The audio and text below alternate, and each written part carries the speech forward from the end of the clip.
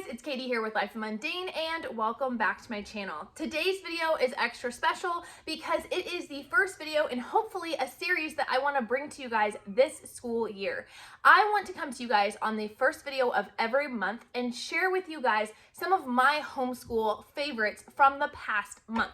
So I'm going to be sharing either curriculum that's just kind of stood out and been extra amazing that particular month. Maybe it's extra resources or tips or tricks or tools that I've used that I want to share with you guys. So today I'm going to be sharing with you guys our stood out last month that I want to share with you guys this September. So let's get started.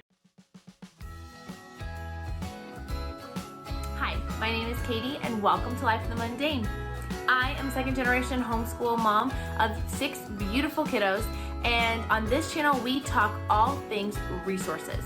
I love to share with you resources that are going to help you in your homeschooling and help encourage you in your biblical parenting and how you can utilize those to their fullest potential so that you can make the most of the little moments. Well, first I have to preface this by saying our official start to school wasn't until September 1st, so it was just a few days ago. However, we actually started at the beginning of August and actually the end of July, easing slowly back into school. So we have been doing school every single day the past month.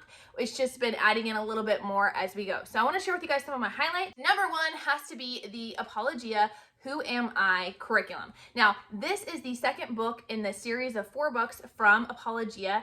I'm going to have a separate dedicated video on this coming out here very, very soon. So be sure to stay tuned for that. I'm not going to talk too much about it because of that, but this is talking about a biblical worldview of what our self-image should be, how we should be dealing with our feelings. There's been a lot of talk. Can we trust our feelings? All of these things that I am just absolutely loving. I literally had a child come to me recently crying, like full on tears, and said, "Mom, you don't understand what this book means to me. Like, I feel like every time I'm going through something, this book is talking about it. It's bringing up what the scriptures say in that particular thing. It's helping them navigate their emotions, helping them navigate the gifting that God's given them and how they're unique and how they're made in his image."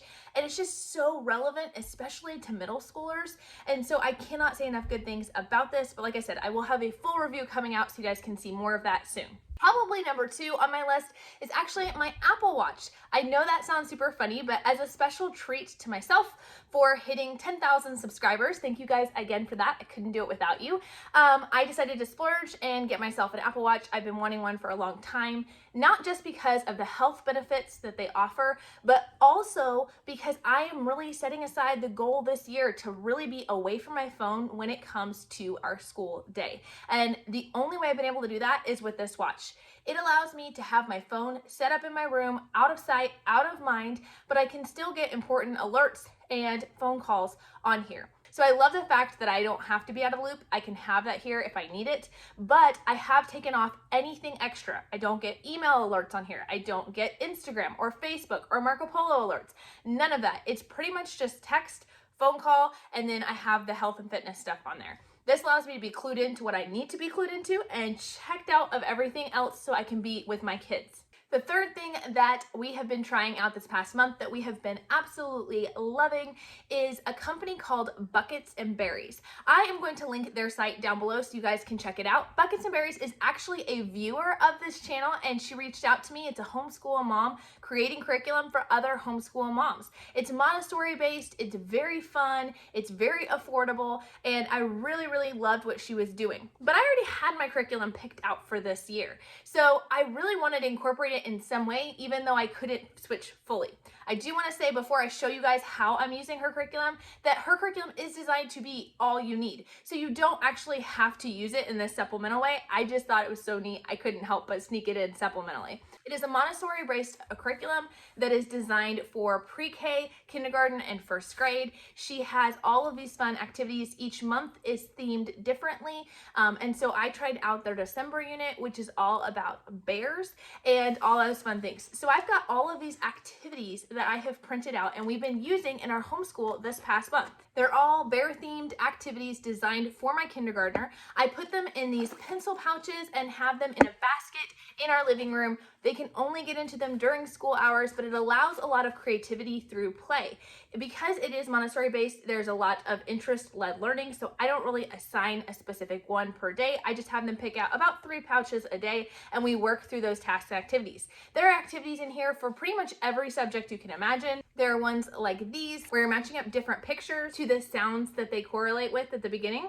There are these fun story cards for kids that have bears doing various activities, and the idea here is to get your kids used to creative writing without actually doing any physical writing. So your child is just going to pull out a card and they're going to tell you a story based off of this card. For some kids, this is much easier than others. Some of my kids like to put them together and say, oh, the bear was going on the scooter to the park, and when he was at the park, he actually ran into a bear bee or whatever, and they kind of like interact with them. But this is just a great way to get your kids used to the idea of putting their thoughts together and telling a story or telling a complete sentence, and a really fun activity with that. A fun activity where you're sorting herbivores and carnivores and omnivores. I love the fact that they're color coded for a little cheat sheet for mom in case you're not sure yourself, but they're going to take these fun animal pictures and line those up as they're learning some of these beginning science concepts. Probably my daughter's favorite ones right now is the panda math game, where you actually will pull out different math facts and they will act them out by putting different pieces of bamboo in each of the panda's hands and then counting them all together.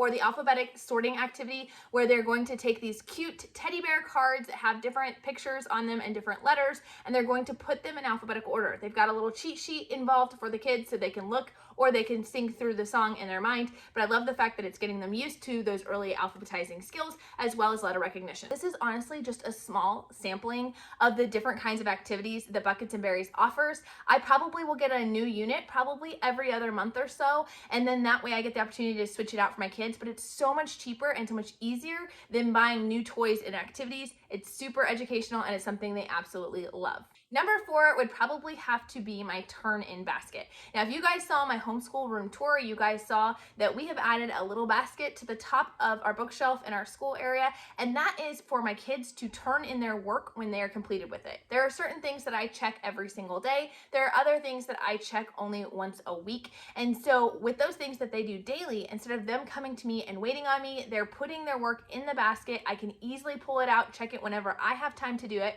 And then when I'm done with it, I either give it back to them or I put it back in their cubby and they put it away. And it has been a huge game changer. I cannot recommend it enough. Number 5 is an additional, just kind of fun extra that we did this past month that I am really loving. And it is film unit studies from Kids Learning for Life. Now, these women are amazing. If you guys are not familiar with them, you need to go check out their YouTube channel and their podcast. And of course, their film unit studies. It's 2 homeschool moms that have put together these amazing film unit studies that you can use in your homeschool. You could use them as a portion of your curriculum, something you do every single week, or it could just be something supplemental, something you do as an extra, or honestly, I think it would make a really cool birthday party theme that's already done for you. They have 4 film unit studies already released. They have a 5th one coming soon, and we picked The Wizard of Oz to do with my kids. We watched the movie together. We discussed it. They have a great teacher's guide. They have so many different fun activities that you can do with your kids, and the best part is you get to pick and choose what you want to do.